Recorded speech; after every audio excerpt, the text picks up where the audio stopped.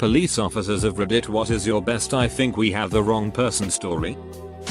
I remember when my son was 3 weeks old. It's 3 AM and I'm laying down on the couch. Baby is in his rocker. Suddenly there is loud knocking on my door followed by police.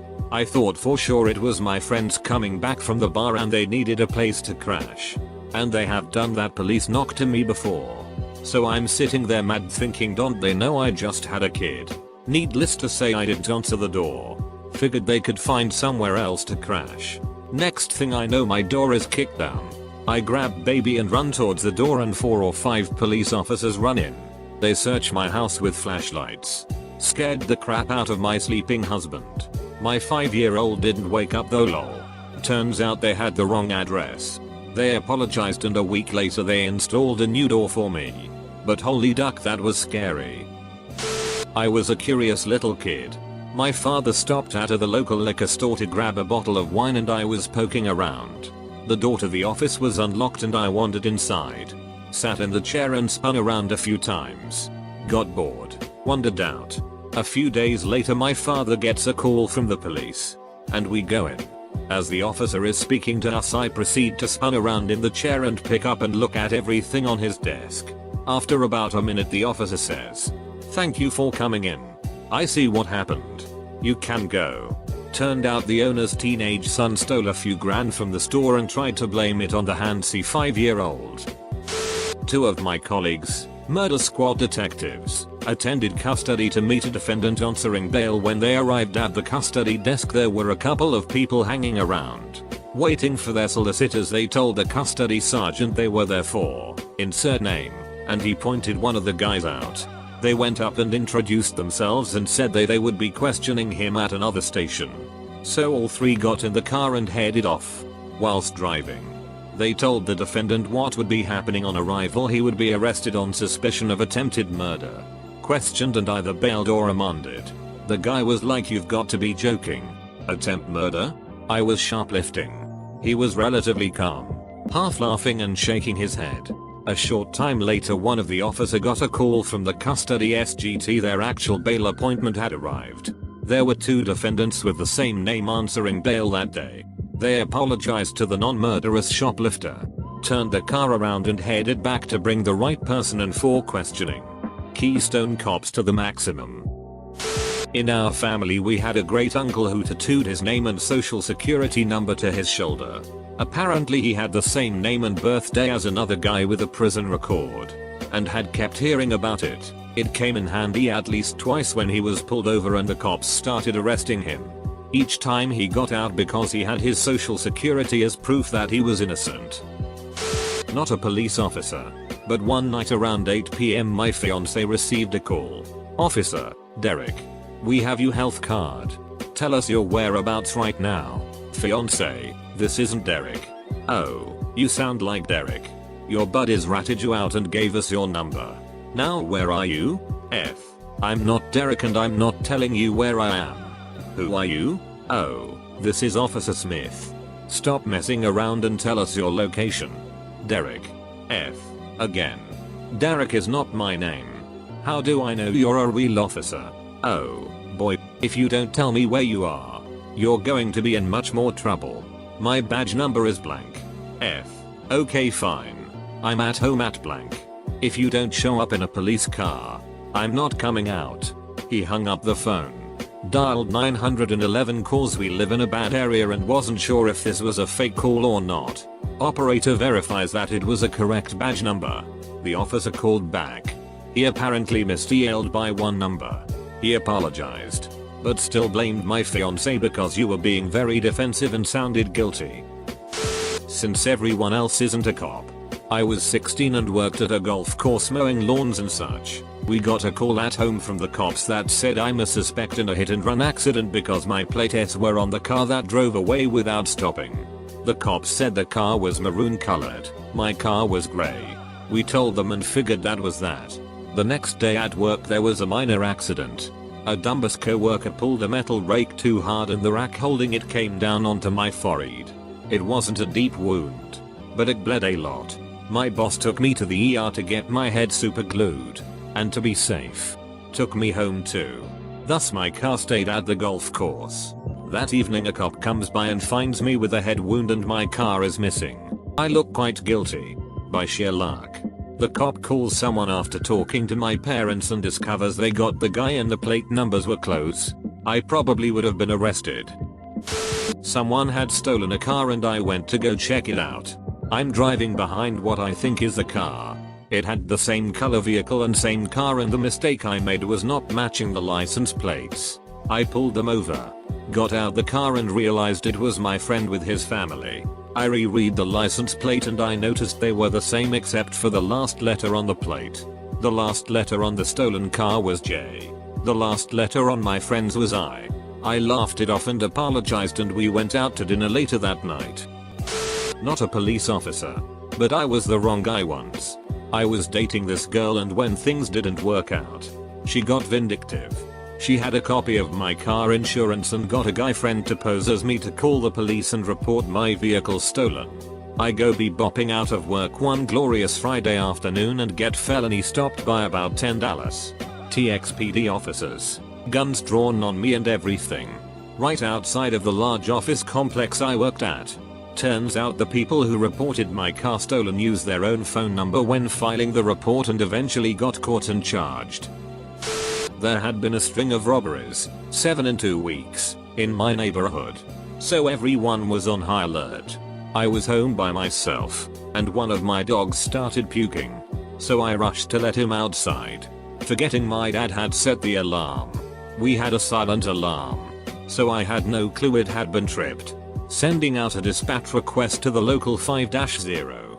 5 minutes later, there was a knock on the door. I'm young, home alone by myself, and had been told to never answer the door if I was alone. So I didn't. They kept knocking. Long story short, they broke the door down. They thought they had caught the burglars. Multiple cars. I vaguely remember there being a K9 unit involved, and the police had their suspect, a 9-year-old girl, crying her eyes out. I was not the group of thieves, who ended up being caught about a week later. Not an officer, but I live in a neighborhood in Indy that is going through a major revitalization right now. So it's very much in a transitional phase. We rent a house from a good friend of ours. He bought the house from some garbage people who had lived there for a long time. These people sold, made drugs. There was violence, prostitution, everything. In general the house was disgusting. Unlivable. Really. Just the worst. Well, the scumbags who lived here still try to use our address even after 5 years. About a year and a half ago one of the dudes used our address to renew his driver's license at the BMV. He even had the audacity to leave a note for us to call him when the license came in. Fast forward a few months. Around Christmas time. We are all sitting around, watching TV when we get a knock on the door. My husband answers it and it's a SWAT team with guns drawn. They see my husband, who does not look like a methed out crackhead, and inside are our 2 little boys, my parents, and me nursing our baby plus the Christmas tree and all the lovely trappings of our home. They immediately put their guns down and my husband and I have a lovely chat with them. Yeah, they had our house surrounded, guns drawn, the whole shebang, looking for this dude who was wanted on some kind of violent felony. We were pissed at this dude who I refer to as Big Nasty. Not a PO but worked in family business. We once brought the wrong corpse to the funeral. The widow was really angry. I live in a small town in rural England, and we used to get some trainees new police officers from the Met there for their training. Me and some of my friends were teenagers. We were walking to the supermarket, because what else is there to do in a small town pre-internet? Suddenly from out of nowhere this police car comes screaming out of nowhere. Sirens going and screeches to halt in front of us. A young guy, must have only been about 5 years or so older than us, jumps out and starts giving us the whole hairdryer treatment. He lines us up and starts taking our statements of what we had been up to in the last hour, gloating at us. You lads are in trouble now.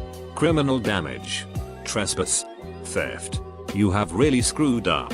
With him was the local Bobby and he came up to each of us in turn after the younger guy had grilled us and said very jovially, "Now don't worry lads.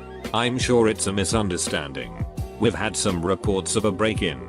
You don't match the preliminary description.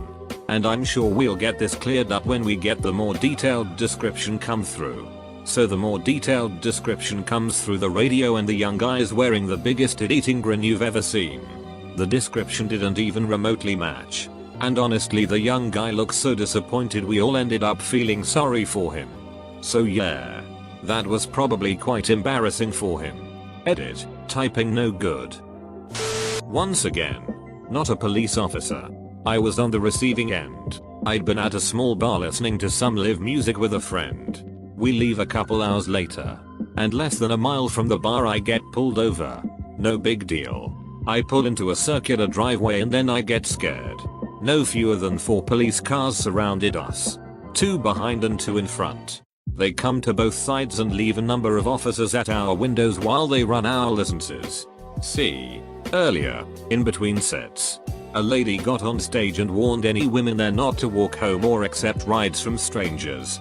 Apparently, there had been a number of abductions and rapes in the area. My friend and I ignored it. We were not alone and we were not women. Finally, the cops give us our identification back and tell us we matched the description of the rapists. Didn't say how they determined it wasn't us, but apologized and sent us on our way. It wasn't until the next day we realized just how bad that could have been. Not a police officer, but the person they talked to. I had just finished a cooking class and my husband was waiting for me. It was 9:30 at night and the parking for the class was in a back alley. Before we left, the officers turned on their lights and asked for identification and registration. They said, in their system, our plates were registered to a green vehicle, ours was white. They let us go on our way since the registration was all correct, but told us to talk to the DMV and get it cleared up. The next day I went to the DMV and they said that the only car with those plates was our current vehicle. Best we can figure is that we purchased this car in September and in August, our DMV had switched to a new computer system. So on the old system, was registered to our old vehicle. On the new system, they were registered to the new vehicle, and the police were still looking at the old system. This was in February, so 6 months after the switch over. I have to wonder how many other people they had incorrect vehicle information on. I am not a police officer. However, I was the person detained, in handcuffs, by the police due to a bank robbery nearby. It took place in Brownsville, NY. I was driving a 2-door grey 89 feet Buick. I am a 5 feet 7 inches Caucasian male. BTW, this took place during the middle of a beautiful spring day. I mention this because there was no mistaking what I looked like. They held me for about an hour in the back of a police car. After they released me they told me the bank footage showed the criminal was approximately a 6 feet 4 inches African American male driving a purple 4-door Chevy. No apologies, just told me to be on my way. I did not have a cell phone back in '91, so I went to the closest payphone and explained what happened to my boss, so they can call my next customer and explain why I will be late. Not a cop but the wrong person in question. There is another man 2 years younger than me who shares my first and last name.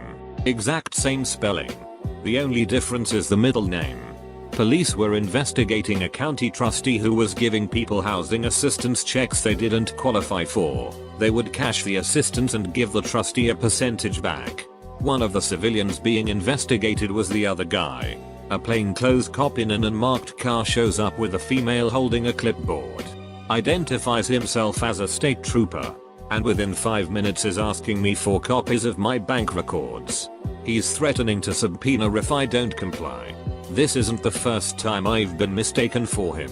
I used to get his mail all the time, and I even asked if they were looking for me or the other guy, pointing out our different middle names. I got really suspicious really fast. A high pressure situation, demanding access to my financial records, threats of subpoenas and further legal action. So I started to doubt this was an actual police officer and was in fact just a scammer. The badge he showed me was just a plastic square like my driver's license. Further muddying the issue, I told him I wanted to speak with the police and called dispatch. 2 uniformed officers showed up 15 minutes later and confirmed the guy was an officer. The woman with him was some kind of auditor and records keeper. After a further 15 minutes of questions, the woman pulled the guy away and pointed out something on her phone. Yep. They wanted the other guy.